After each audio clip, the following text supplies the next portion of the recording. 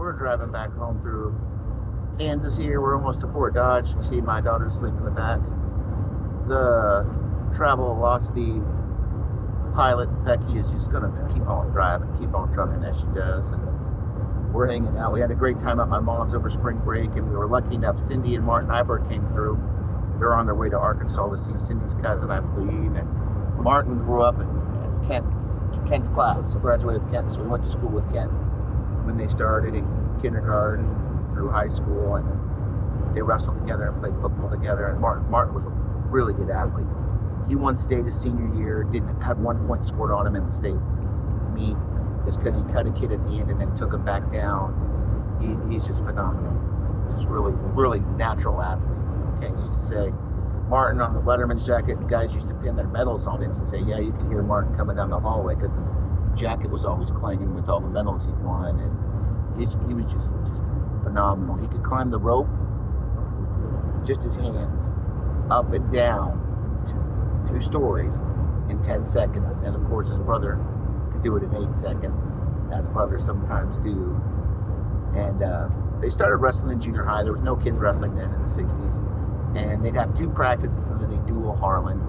And, Martin said, I was just in there, cut off jeans and tennis shoes, and, didn't really know what was going on.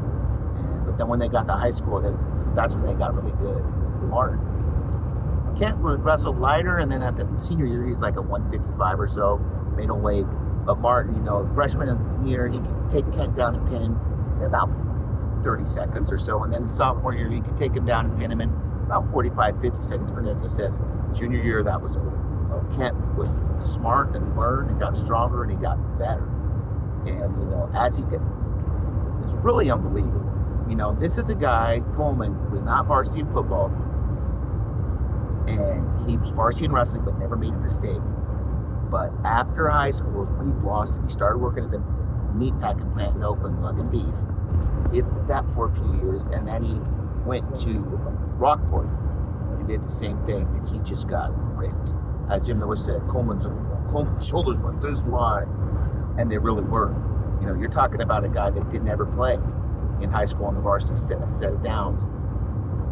He went and started for the Peru Bobcats at defensive end and just, really good, dominated. There were one game where this tight end kept pushing off at the end after the whistle. Kent's not putting up with that. So he finally did it again and pushed it off after the whistle. Kent picked the guy up, threw him down. And they both got offsetting unsportsmanlike conduct. But, Kent said that's kind of stupid to do that. But I'm not putting up with that crap. So anyways, Kent kind of got his payback on Martin for getting him in wrestling those first 2 years of high school. And they're at the pool in Oakland, which is a great pool. If you've ever been there. And he got up behind Martin. And Martin was a lighter weight. I believe he once stayed in the upper 130 pounds, maybe 11 or so. And so Kent just picked him up, squeezed him, just holding him. Martin couldn't get out. And then Kent started turning him, just messing with his buddy and setting him down. And, they had a lot of fun together. And, of course, the police were all, in Oakland. It's not like Peru where there's not that many cops. So, police, Oakland's a bigger town. And, there was a cop parked at the gas station. He had the one cherry, like a lot of the cars did in the day. And Kent was on his motorcycle, stopped, got the cherry, put it on his head, started driving his motorcycle around, and didn't tell the cop noticed. Then he quickly drove back, put the cherry back on the car, and skedaddled out of the way before it could get caught. And that he just liked to mess with people, and have a good time. And another time, Martin said they would after high school, they were at a bar, but it was a lot of young people because I believe at the time 18 and older could drink. And they'd already been out of high school for a year or two, and they're like, this ain't their scene. So they go to another bar, and there's just one gal in there, and the bartender, and they go and just politely say hi to the girl, and then they go sit behind the bar, and the bartender's really stern and goes, "You can't talk to that girl." Kent he's like, "Dude, we didn't even do anything. We didn't even say anything." There was a glass cup with straws in it. Kent dumped the cup out and bit down and broke the glass, and then just spit all the glass out on the table. And Martin said the bartender just put his hand in his hip. Oh my God.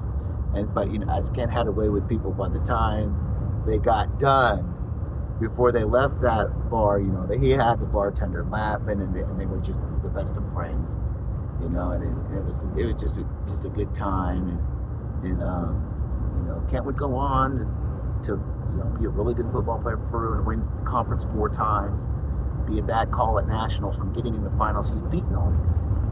He'd beaten the guy that won it the week before in conference, and that bad call cost him, and he knew, I got to be up for this third place match, because at the time they only placed out 3 for All-Americans.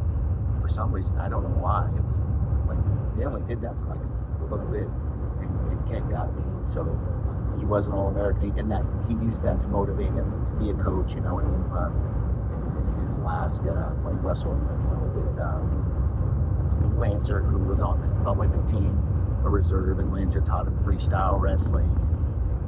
He loved wrestling.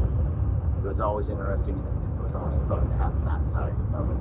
Have him that side, Coach Groff, Williams. You couldn't go wrong with those guys. In your corner. You got Grandma Phyllis yelling too. Heck yes, it's going to be a good time. Anyways, those are a few old stories about Ken. Martin was kind enough to share. I hope all is well for you guys. Getting through the dust here, it's a little bit better. We saw some tumbleweeds and whatnot, but Pilot is continuing to navigate, and we're rocking on.